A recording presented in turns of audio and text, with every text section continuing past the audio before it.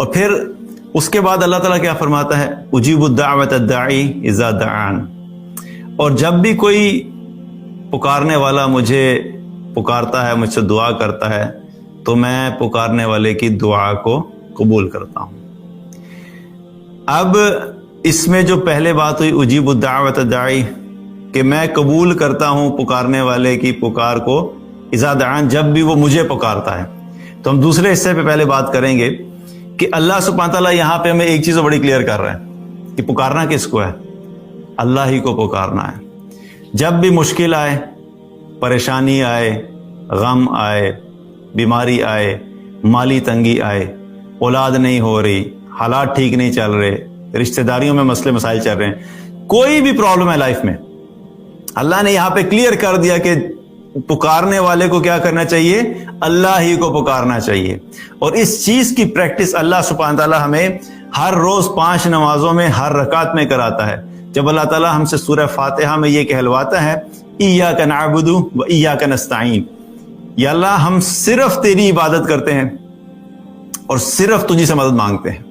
یہاں پہ اللہ سبحانہ تعالیٰ نے یہ نہیں کہا کہ یا اللہ ہم تیری عبادت کرتے ہیں، تجھ سے مدد مانگتے ہیں. اگر یہ بات بھی کہی جاتی تو بات تو یہ بھی درست تھی، لیکن ایاک لگا کے کیا بتایا کہ ایکسکلوزیوٹی، کہ صرف اور صرف یا اللہ تیری عبادت کرتے ہیں، تیرے علاوہ کسی اور کی عبادت نہیں کرتے، بندگی نہیں کرتے، اور یا اللہ صرف اور صرف تجھی سے مدد مانگتے ہیں. جب بھی مشکل آئے گی یا اللہ تجھے پکاریں گے، جب بھی مالی تنگی آئے گی یا اللہ تجھے پکاریں گے، جب بھی حالات خراب ہوں گے یا اللہ تجھے پکاریں گے، جب بھی بیماری آئے گی یا اللہ تجھے پکاریں گے، جب بھی اولاد چاہیے ہوگی یا اللہ تجھے پکاریں گے. جو بھی مشکل ہوگی اس میں، یا جو بھی ضرورت ہوگی اس میں، صرف اور صرف یا اللہ ہم تجھے پکاریں گے اور تجھے سے مدد مانگیں گے. تو یہ اللہ اپنی توحید اور وحدانیت جو ہے وہ اس صورت کے ذریعے سے بھی بار بار ہمیں اس لیے ریپیٹ کرا دے تاکہ ہمارے شعور اور لاشعور کے اندر یہ چیز بیٹھ جائے کہ ہم نے اپنی زندگی میں ہر وقت ہر چیز میں صرف اور صرف اللہ ہی کو پکارنا ہے، اللہ کے سوا کسی اور کو نہیں پکارنا.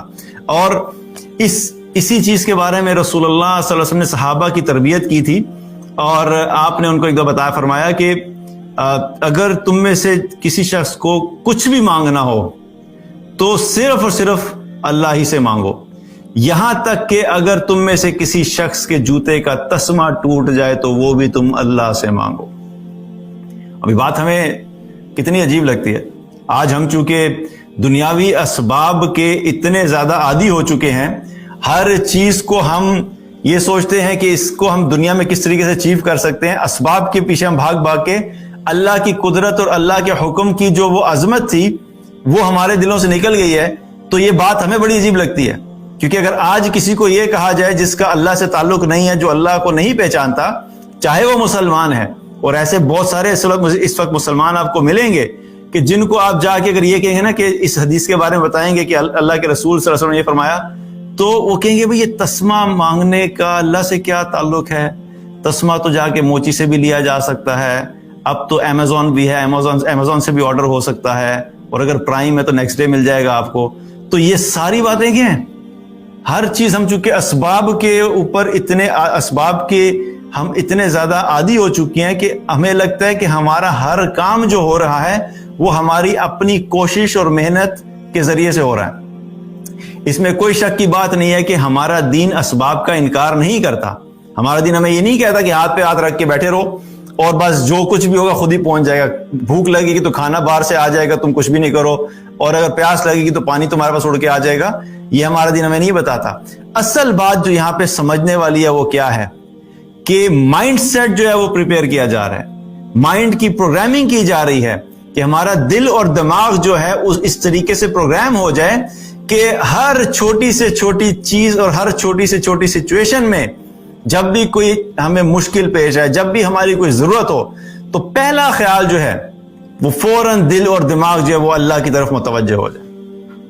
یہ ذہن سازی کی جا رہی ہے کہ یہ تسمے والی اگزامپل سے بتایا کیا جا رہا ہے کہ زندگی میں تمہیں چاہے چھوٹی سے چھوٹی چیز بھی چاہیے ہے तुम ज़हनी तौर पे अपने आप को हर वक्त तैयार रखो कि जब भी मुझे कोई चीज़ चाहिए होगी मैं फ़ौरन अल्लाह की तरफ मुतवज्जह होऊंगा और अल्लाह से मांगूंगा, उसके बाद फिर मैं दुनियावी असबाब भी इख्तियार करूंगा। अगर मेरी जॉब में कोई मुश्किल आएगी मैं फ़ौरन अल्लाह की तरफ मुतवज्जह होऊंगा, अल्लाह से मदद मांगूंगा, या अल्लाह मेरी इस मुश्किल को आसान कर दे। उसके बाद अपनी जॉब की परफॉर्मेंस को बेहतर करने के लिए अगर कोई एक्स्ट्रा मेहनत करने की ज़रूरत है तो एक्स्ट्रा मेहनत भी करूंगा। अगर बिजनेस में कोई मसला होगा, बिजनेस डाउन हो रहा होगा, फौरन अल्लाह की तरफ मुतवज्जह होऊंगा और अल्लाह से दुआ करूंगा कि या अल्लाह मेरे इस बिजनेस के अंदर बरकत अता फरमा दे, आसानियां अता फरमा दे।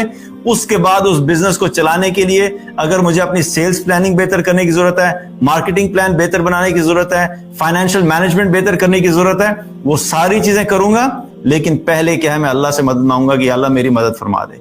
तो ये जो जहन है, ये माइंड सेट है, ये माइंड सेट हमें जो है अपने अंदर लेकर आना है कि हम हर वक्त हर चीज के लिए अल्लाह की तरफ मुतवज्जे हों और सिर्फ अल्लाह ही से मांगे। और ये भी याद रहे कि आज क्या होता है कि बहुत से लोग क्या करते हैं, कहते हैं हाँ जी हम मांगते तो अल्लाह से हैं, लेकिन उसके बाद क्या करते हैं, इधर अल्लाह से दुआ की, उसके बाद कहते हैं चलो भाई फलां जगह पे जाके चादर चढ़ा देते हैं, फलां मज़ार पे जाके देगें भी दे देते हैं। तो मांगा तो हमने अल्लाह से ही है, लेकिन जाके जरा मज़ार पे देग भी दे दो, चढ़ावे भी कर दो, चादरें भी कर दो, तो हो ये भी कर लो साथ, तो क्या फर्क पड़ता है। तो याद रखें कि जिस इंसान के दिल और दिमाग में अल्लाह के अलावा किसी और जगह से भी उसकी मुश्किल के सॉल्व होने का एहसास मौजूद है, तो उसने अल्लाह के साथ शिर्क किया। क्योंकि जब इंसान का दिल ये कहता है कि नहीं अल्लाह से तो मांग लिया है लेकिन इससे भी करता हूं, ये भी साथ इंपॉर्टेंट है, तो ये वो एग्जैक्टली वही सिचुएशन है जो कि रसूलुल्लाह सल्लल्लाहु अलैहि वसल्लम के दौर में उस वक्त के मुशरिकीन की थी। काबा का तवाफ भी करते थे, अल्लाह को मानते भी थे, लेकिन काबा के अंदर बुत भी रखे हुए थे कि वो कहते थे भाई अल्लाह तो है ही है, लेकिन इन बुतों के जरिए से अल्लाह की तरफ पहुंचना है। तो आज क्या है, वो बुत जो है वो वहां पे से हट गए, और जो लोग अल्लाह के साथ साथ कब्र पे जाके कहते हैं, तो उसका मतलब क्या है कि उनके दिल और दिमाग में ये यकीन है अल्लाह तो करता है, लेकिन ये कब्र पे जाके इनसे भी मांग लेंगे, हो सकता है कोई एडिशनल सपोर्ट मिल जाए। तो ये चीज क्या है, ये शिर्क है। ये अपने दिल में जो है वो क्लियर रखें, क्योंकि यहां पे इस आयत में भी अल्लाह ताला क्या फरमा रहा है, अल्लाह ये नहीं कह रहा कि हाँ मुझे पुकारने वाला अगर कोई पुकारेगा तो वो जाके फलां मज़ार पे पुकारे, मैं उसकी पुकार को सुनूंगा। अल्लाह कह रहा है मुझे जब भी कोई पुकारने वाला मुझे पुकारेगा मैं उसकी दुआ कबूल करूंगा। जहां से भी तुम पुकारोगे, अपने घर में बैठे हुए हो, अचानक मुश्किल आई, वहीं पे अल्लाह को पुकारना शुरू कर दो। वुजू है या नहीं है कोई फर्क नहीं पड़ता, अल्लाह को पुकारने के लिए वुजू की भी कोई शर्त नहीं है। नमाज के लिए ऑब्वियसली वुजू की शर्त है, अगर आपने 2 रकात नमाज नफल पढ़नी है तो वो एक अलग बात है, लेकिन वैसे ही अल्लाह को पुकारना शुरू कर दिया, या अल्लाह मेरी मदद फरमा दे, या अल्लाह तू इसमें आसानी कर दे, या अल्लाह मैं तेरे भी भरोसा करता हूं, तुझी पे तवक्कल करता हूं, इस सिचुएशन से निकाल दे। ये सब क्या है, अल्लाह से मदद मांगना, इनफॉर्मल तरीके से अल्लाह से मदद मांगना। तो जब भी कोई मुश्किल आए, पहली चीज हमें क्या पता लगती है कि मांगना सिर्फ और सिर्फ अल्लाह ही से है। अस्सलामु अलैकुम वरहमतुल्लाहि वबरकातुहू। एक नया यूट्यूब चैनल लॉन्च किया है दोस्तों आप लोगों के लिए, इस्लामिक एसके टीवी। सब्सक्राइब कीजिए, लाइक कीजिए, शेयर कीजिए इंशाअल्लाह।